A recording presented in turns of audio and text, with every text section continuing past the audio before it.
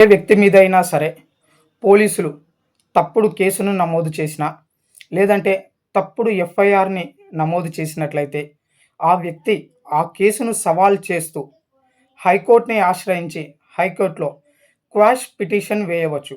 మరి ఆ quash petition judge గారు అంగీకరించిన తర్వాత, అందులో వాస్తవాలను చూసిన తర్వాత అయితే, ఆ కేసును క్వాష్ చేయడానికి పర్మిషన్ అనేది ఇస్తారు. కానీ దానికంటే ముందు ఆ వ్యక్తి హైకోర్ట్‌లో క్వాష్ వేసిన తర్వాత, మరి ఆ వ్యక్తి మీద తాలూకాలో గానీ, లేదా జిల్లా కోర్టులో గానీ, ఈ ఎఫ్ఐఆర్ కింద సీసీ నంబర్ అయిన తర్వాత వారు అయితే కోర్టుకి రావాలా? వద్దా?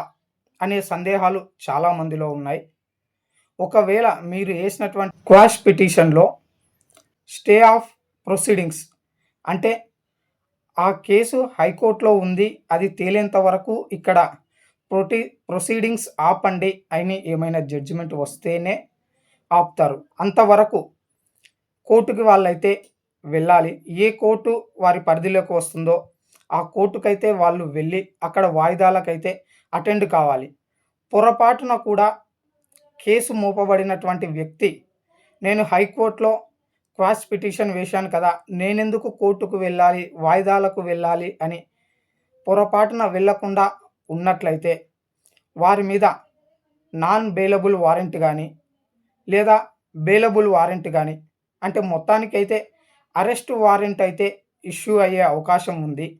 కాబట్టి ఖచ్చితంగా ఆ వ్యక్తి కోర్టుకైతే అటెండ్ అవ్వాలి.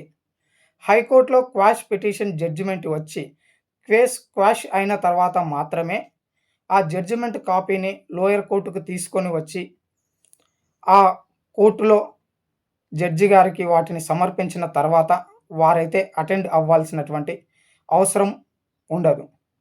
కాబట్టి ప్రతి ఒక్కరూ కూడా చట్టం గురించి తెలుసుకోవాలి.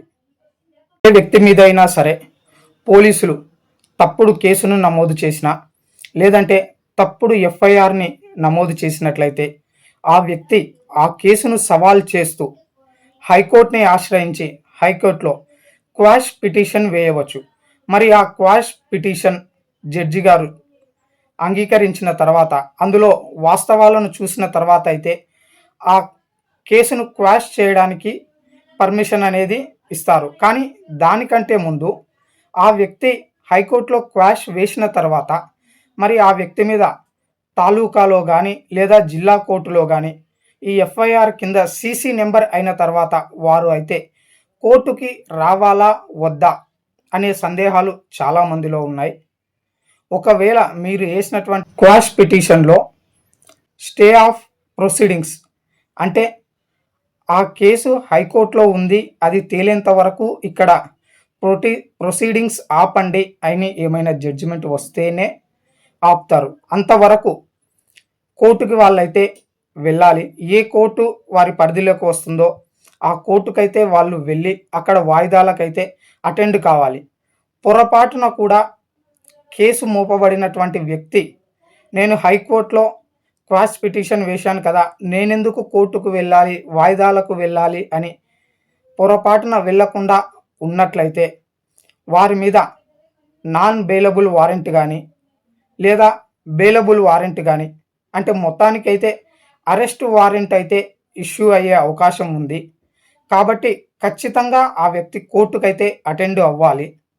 హైకోర్టులో క్వాష్ పిటిషన్ జడ్జిమెంట్ వచ్చి కేస్ క్వాష్ అయిన తర్వాత మాత్రమే ఆ జడ్జిమెంట్ కాపీని లోయర్ కోర్టుకు తీసుకొని వచ్చి ఆ కోర్టులో జడ్జి గారికి వాటిని సమర్పించిన తర్వాత వారైతే అటెండ్ అవ్వాల్సినటువంటి అవసరం ఉండదు. కాబట్టి ప్రతి ఒక్కరూ కూడా చట్టం గురించి తెలుసుకోవాలి.